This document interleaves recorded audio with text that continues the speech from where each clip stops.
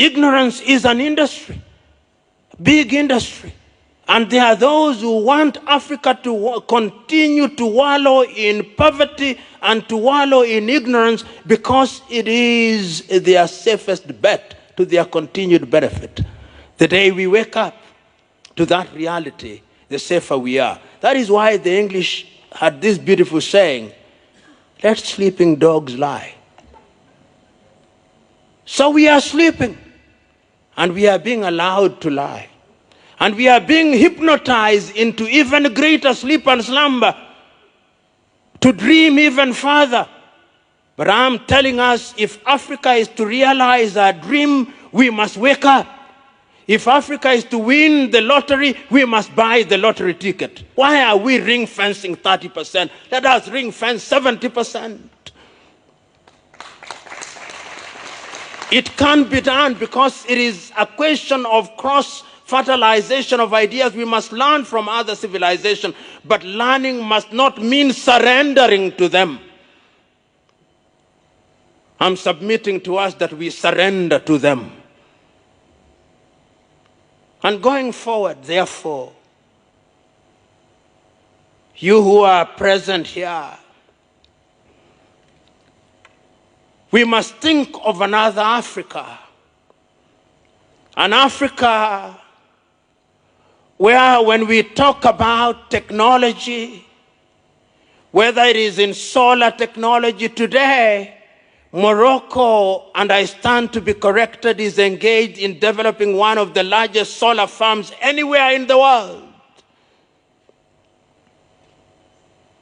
I'm still talking about consulting engineers even in that field. Kenya is doing another major solar project, and all African countries ought to be engaged in it. Namibia, I think, is also engaged in it. But if you ask who the consulting engineers are for those projects, they are not Africans. Even the solar panels that are going to be used, the best that African countries will do is to assemble them. They'll be brought as completely knocked down kits, and ours is to assemble them as our children assemble Lego.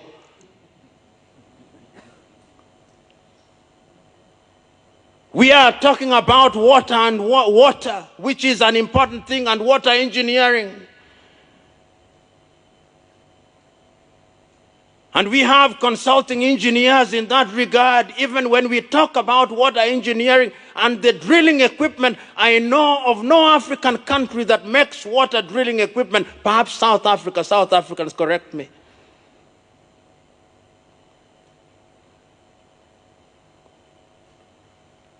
When we are talking about road infrastructure, I know that sometimes even when we are doing the roads, even the one here, the Kampala and Entebbe Expressway, the contractors, under the guise of something that they now call design and build, will even import steel from their countries, saying that ours has too much carbon content. Sometimes even cement is imported because ours is claimed not to have certain ingredients. I'm still talking about consulting engineers.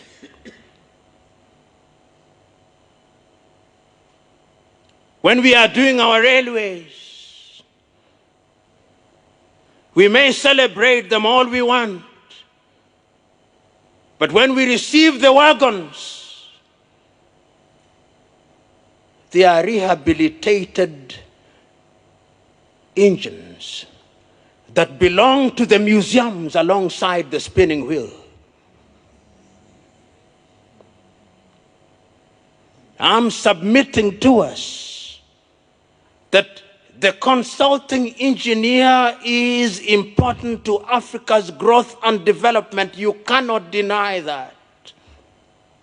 And I can see the vision. I can see what the African leaders were thinking about when they met in Addis Ababa, Ethiopia, and came up with Agenda 2063. They were looking at the engineer and they were saying that the engineer, well, if he is a civil engineer, Let him be an African civil engineer who is aware of the African terrain. Let him be an engineer who is equipped with what he or she needs to grow Africa, so that when he or she is engaged in designing and ultimately presiding over the building of African roads, he knows his or her continent. That is what they were thinking. So that when they are building this road across the continent, the equatorial forest of Congo, they are building and they are empowering other African engineers. I saw them thinking about that. They must have been thinking about hydroelectric power, and they were thinking about generating power from the nearly 1,270 hydroelectric power stations that we have built. They were thinking of geothermal, and they were thinking of consulting engineers who have African experience and know Africa and relate with other civilizations in a manner that is beneficial to Africa. They must have been thinking like that. When they were thinking about fuel, fossil fuel, and they were thinking about the pipeline, they must have been thinking about chemical engineers and other related engineers who would be doing things for the benefit of Africa. They were thinking about aeronautical engineers that would be capable not only of ensuring that the planes that are made in Europe and America fly, but who are moving progressively to ensuring that even Africa can produce an aircraft. The Brazilians have done it in our lifetime. But today, that is not the truth. So, fellow engineers, if I have dampened your spirit, that was my intention. Because it is those dampened spirits that are capable of providing a fertile ground for the fruit of growth to germinate. This continent is capable of achieving much. Africa today has a population of 1.1 billion. We are 55 countries, and all the 55 countries, our economy is only as big as that of India. We can do better. And if we are going to do better, I have no doubt in my mind that you great minds that are gathered here, because the minds that are present here are some of the best minds that Africa can offer. Let it not be business as usual. Let it not be that you have expanded your firm to include 100 engineers to do work that has been handed down to you by some European or Chinese firm. No. Let it be that you are also capable of doing things in your own right. You can do it. You must do it. Because if you don't do it, the thing that we call growth will never be realized. We'll have symbols of what we describe as growth, but Africa will never grow. We'll have things that appear to represent growth, but Africa will never have grown. So, ladies and gentlemen, I'm here to remind you and to remind myself that if Africa is to realize our potential in the world of infrastructure, because as the Vice President rightly said, if you have infrastructure, it has an impact on agriculture, it has an impact on mining, it has an impact on the health sector, it has an impact in every other sector in our economies. It can be done. It must be done. And you are the ones who are going to do it. And remember that the world is not very kind. All of us know.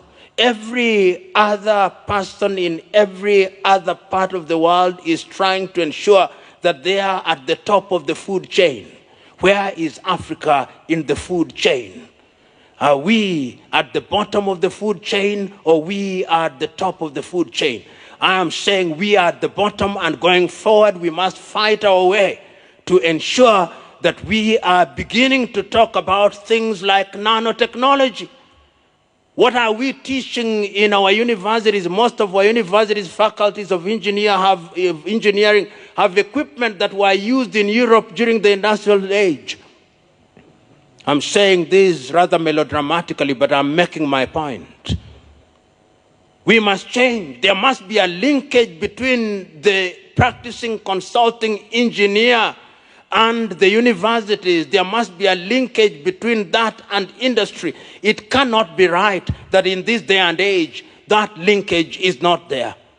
And I believe that under the aegis of GAMA and FIDIC, it can be done, and that deliberate efforts are going to be made to ensure that we move in that positive direction so that Agenda 2063 is realized and the promises under the Sustainable Development Goals are also realized. I want to conclude this with this. Have you realized that several years ago we had something called the Millennium Development Goals? They were never achieved. So we have renamed them Sustainable Development Goals, and there are more now. So the truth is, Africa must also define her own problems, and having defined her own problems, must also find solutions to her own problem. Do not be cheated. Do not be deluded that the world is full of benevolent individuals and institutions whose only claim to fame is that they want to lift Africa from the morass that she now finds herself in. The reality is, the poverty of Africa is the glory of some civilizations. Poverty is an industry. Ignorance is an industry, big industry. And there are those who want Africa to continue to wallow in poverty and to wallow in ignorance because it is their safest bet to their continued benefit. The day we wake up to that reality, the safer we are. That is why the English had this beautiful saying, let sleeping dogs lie. So we are sleeping, and we are being allowed to lie. And we are being hypnotized into even greater sleep and slumber